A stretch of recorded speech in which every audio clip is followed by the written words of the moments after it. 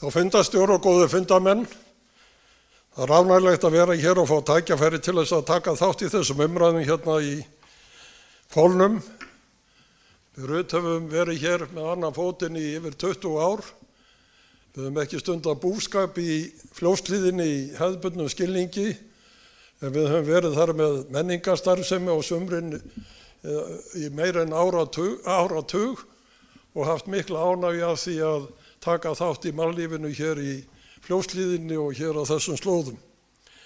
Ég hafði líka það ánægju og þann heiður fyrir 5 árum að taka þátt í því að móta landbúnaðarstefnu fyrir Ísland og fór þá landið allt og kynnti sjónarmiðum bænda og hélt fundi með bændum og ræddi við þá heima hjá þeim og annar staðar og við tókum saman skýrslu sem við kölluðum Ræktum Ísland og hún var síðan grundvöllur á landbúnaðarstefnu sem var samþykkt 1. júní 2023.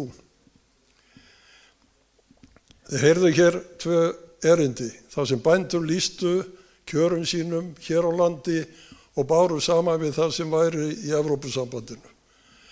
Og ég fagna því að Bændasamtök Íslands sett af stað athugun og skýrslugerð það hvernig bændur á Íslandi myndu fá, hvaða umgjörð þeir myndu fá ef að við gengjum í Evrópusambandið. Og skýrslan kom út nú fyrir nokkrum dögum og hún er alveg skýr.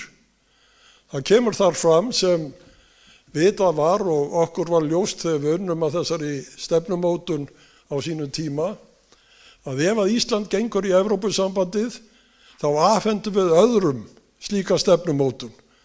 Það verður ekki í höndum íslenskra bænda eða íslenskra yfirvalda, alþingis, ríkisstjórnar eða annara að taka þær ákvarðanir sem móta starfsumhverfi bænda.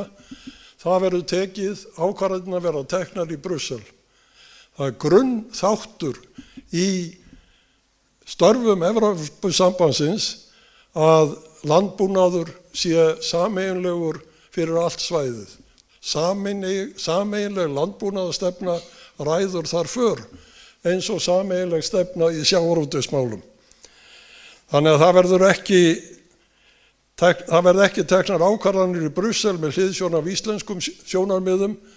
Það ráða aðrir hagsmunir og eins og við höfum lýst hér að þá eru þeir ekki alltaf mjög glöggsgegnir á það í Brussel hvað kemur bændum best og taka ákvarðanir sem stangast á í raun og veru við hagsmuni bænda en þjóna kannski einhverjum öðrum tilgangi eins og því að reyna að gera Evrópusambandið að stórveldi á heimsmælikvarða með samningum við Suður-Ameríkuríkin Mercosur sem að setja bændastéttin í Evrópu á hausinn núna og skapa stórkostleg vandræði en þjónar þeim pólitíska tilgangi að Evrópusambandið getur látið að sér kveða á pólitísku vettvangi á annan hátt heldur en áður var.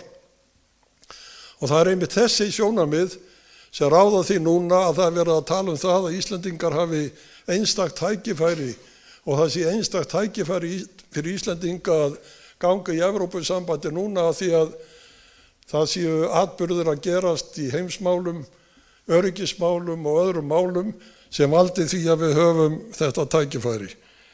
Og það sem felst í þessum orðum að Evrópusambandið sér hugsanlega það pólitíska tækifæri núna að þenja sig út á norðurslóðum, ná tangarhaldi á Íslandi á Norður-Atlantshafi og nota Ísland síðan sem tálbeiti fyrir Noreg inn í Evrópusambandið. Og þannig takist því að stækka svæðið sitt og ná til norðurslóða og verða stórveldi í þeim skilningi sem menn túlka það og skilgreina í Brussel. Eins og þeir vildu með samningunum við Mercosur og eins og þeir eru að berjast fyrir í raun og veru þótt að það fari ekki alltaf hátt að setja Evrópusambandið á milli Kína og Bandaríkjanna og verða stórveldi í þeirri deild ef að þannig má orði komast í heimsstjórnmálum. Þannig að við erum þar leiksoppur og spurningin svo, þetta raunverulegt? Það raunverulega svo að það sé eitthvað sérstakt tækifæri fyrir Íslendinga núna til þess að semja við Evrópusambandið og ná betri samningum heldur en lágu fyrir í ársbyrjun 2013 þegar viðræðunum var hætt vegna þess að það var aldrei hægt og alveg augljóst að það næðist aldrei samkomulag sjávarútvegsmál og aldrei landbúnaðarmál. Það ekkert sem bendir til þess frá okkar sjónarhóli séð að við verðum betur sett, að Evrópusambandið muni nálgast okkur á annan hátt heldur en það gerir gagnvart öðrum, það nær sínu fram. Spurningin það hvað það veitir langa tíma í undanþágu og aðlögun, en markmiðið það sama, að ein regla skuli gilda yfir alla og allir skulu lúta hinu sameiginlegu löggjöf Evrópusambandsins og ákvarðanir á sviði sjávarútvegs og landbúnaðarmála eru teknar með meirihluta ákvörðunum í ráðherraráði Evrópusambandsins þar sem okkar hlutur verður 0,09% eða í besta falli í einhverjum málum kannski 3%. Og þetta kalla menn að setjast við borðið og ná þeim árangri að við munum hafa mikil áhrif á stefnumótunina og það meðal annars talað það af því að við séum stórveldi í sjávarútvegsmálum að þá verði sérstakt tillit til okkar tekið sem ekki rétt að mínu mati. Það mun aðrir hagsmunir það ráða hagsmunir hvers ríkis fyrir sig. Og við heyrðum hérna hvernig væri komið fyrir Írum og írskum landbúnaði. Sömu sögur að segja Íra og írskan sjávarútveg. Það gengið á hann alveg hreint eins og Brusselmönnum líkar best og Írar sitja uppi með sífellt minni afla, en þeir sjá tækifæri ef að Ísland kæmi inn að þá myndi Ísland verða við hliðina á þeim sem fiskveiðiþjóð í Norður-Atlantshafi og þá var hægt að ganga á sjávarauðlindir Íslendinga og ná þeim hlut þar og jafnvel bæta þá hlut Íra eitthvað á okkar kostnað. Þetta snýst málið. Málið snýst ekki það hvað framkvæmdastjórnin segir eða Marta Kos eða það fólk sem í fremstu víglínu fyrir hönd Evrópusambandsins, heldur snýst það hvað einstök ríki segja þegar til kastana kemur og hvernig þau gæta hagsmuna sinna. Það var þáttur hér í sjónvarpinu í gær í Silfrinu þar sem þær sögðu annars vegar forsætisráðherra fullyrti nú tækifæri til að ná góðum samningi og utanríkisráðherra sagði að við hefðum aldrei haft sterkari samningsstöðu. Þegar þetta sagt af forsætisráðherra og utanríkisráðherra og þær telja að við getum náð góðu samningi að því að við höfum svo sterka samningsstöðu, þá nær að spyrja af hverju sýna þeir ekki okkur á spilin? Af hverju sýna þeir okkur ekki hvað þeir ætla að ná fram? Hvað það í raun og veru sem þeir ætla að semja og hvað ætla þau að leggja fyrir Evrópusambandið sem það eðlis að Evrópusambandið muni samþykkja það þegar komið frá Íslandi. Þetta hefur aldrei komið fram. Þetta liggur ekki fyrir þótt að við höfum að ganga til atkvæða innan 3 vikna og greiða atkvæðum það hvort við viljum viðræður eða ekki, þá vitum við í raun og veru ekki hvað það viðræður eiga að snúast og íslenska ríkisstjórnin hefur ekki lagt fram neinar tillögur fyrir okkur kjósendur það í raun og veru hvað við erum að kjósa. Og þegar við segjum það verið að kjósa aðild að Evrópusambandinu, þá sagt það ekki rétt að það verið að kjósa viðræður. Ég heyrði í fréttunum núna inn á Kosleik klukkan 4 í dag að það var sagt að það myndu koma hingað fleiri fjölmiðlamenn heldur en menn hefðu jafnvel búist við og það væri verið að skipuleggja sérstaka miðstöð til þess að sinna fjölmiðlamönnum, erlendum fjölmiðlamönnum. Halda menn að erlendi fjölmiðlamenn komi hingað til Íslands til þess að sjá hvað við ætlum að segja viðræður. Þeir auðvitað líta á þetta eins og það Þetta spurningum það, viljum við aðild að Evrópusambandinu eða ekki? Atkvæðagreiðslan snýst það. Hún snýst ekki hvort við viljum ræða það málið, heldur þetta fyrsta skrefið inn í Evrópusambandið. Og enginn hefur bent á það betur með lögfræðilegum rökum og pólitískum núna á síðustu klukkutímum má segja heldur en Karl Baudenbach lögfræðingur og dómari. Hann segir alveg réttilega, eitt það sem segir í lögfræðilega, eitt það sem segir það sem stendur í lögunum og það sem menn þurfa uppfylla til þess að vera lögformlega hæfir til þess að ganga í Evrópusambandið. Annað Hvaða pólitísku ályktanir og ákvarðanir taka menn í ljósi þess þegar ákveðið hefur verið af þjóð að ganga inn í Evrópusambandið? Þá verður farið að taka þjóðina öðrum tökum, pólitískum tökum, og það verður ekki sleppt fyrir en í fullan hnefana hefur komið.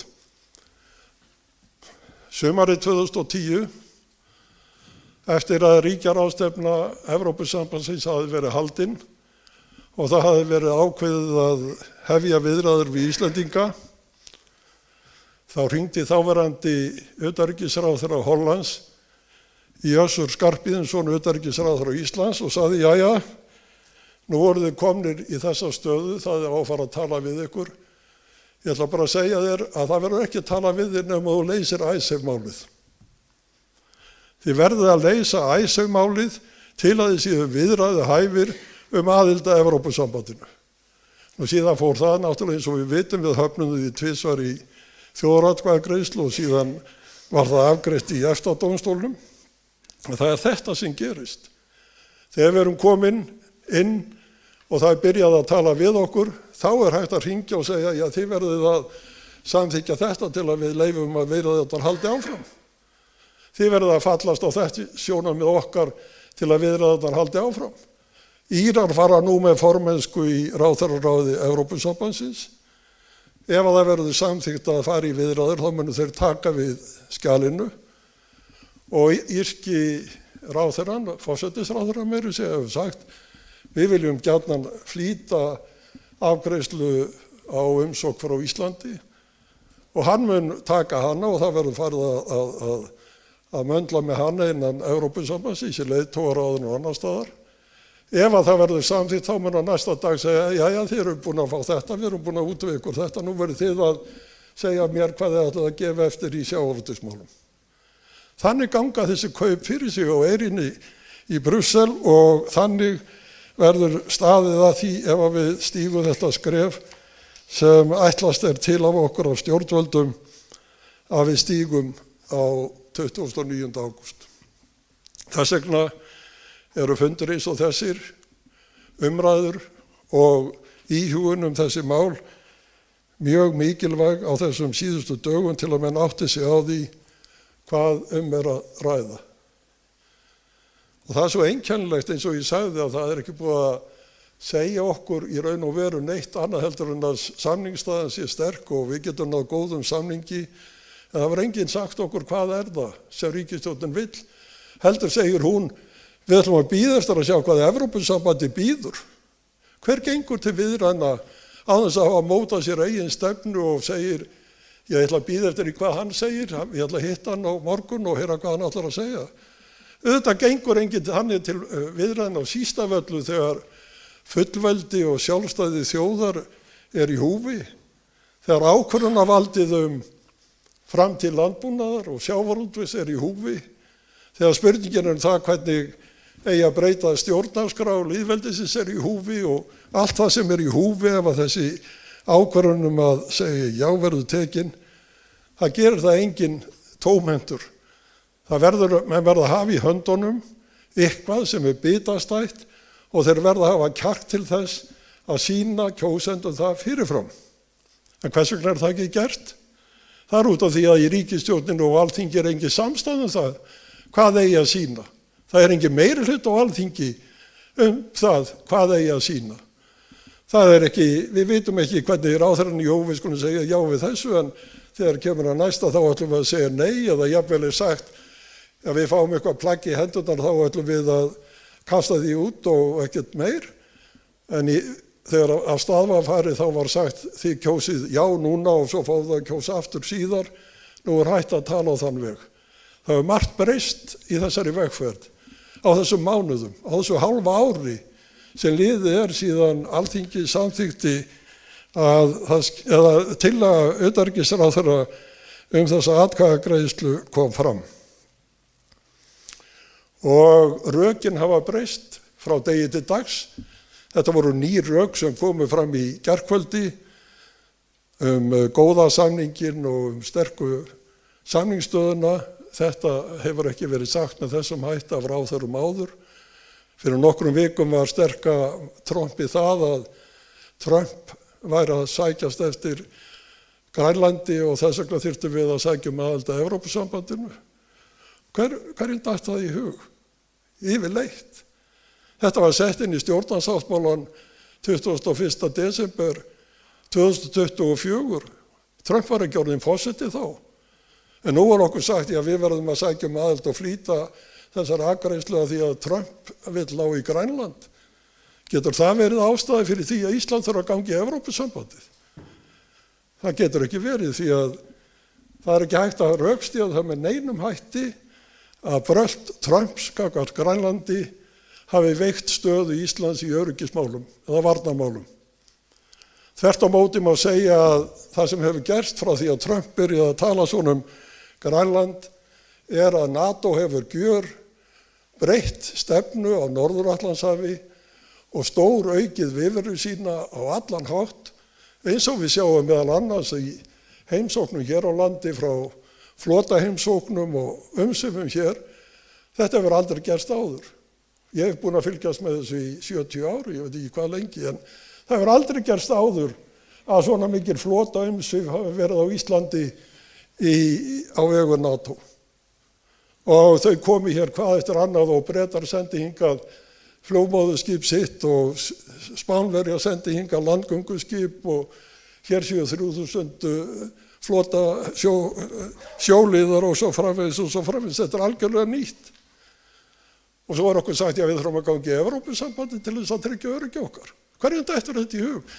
Þeim dettur það í hug sem hafa engin rök, sem reyna frá degi til dags að finna eitthvað til að rökstyðja þá tillögu sem þær samþykktu og lögðu fram í mars á þess að hafa rökin á hreinu, á þess að vita hvað þær væri að gera.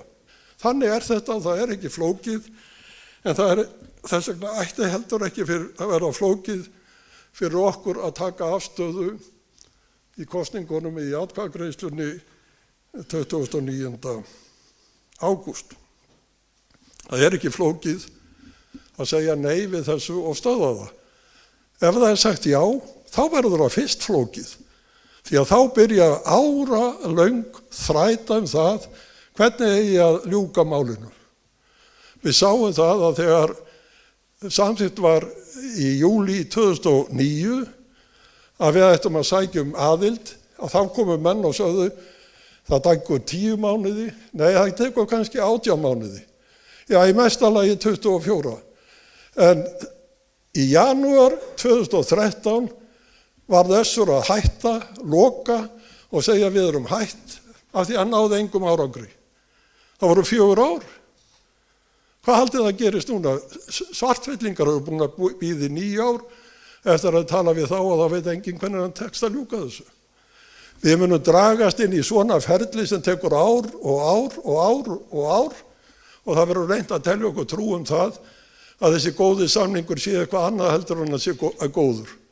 Og það verður reynt að telja okkur trú það að þrátt fyrir þetta dragist á höfum við mjög sterka samningsstöðu. En þetta er allt blekking. Þetta er allt blekking hjá fólki sem þráir að fara inn í Evrópusambandið hvað sem það kostar. Það það sem þetta snýst og við getum stöðvað það með því að segja nei 29. ágúst og ég vona að við gerum það sem flest. Þakka ykkur fyrir.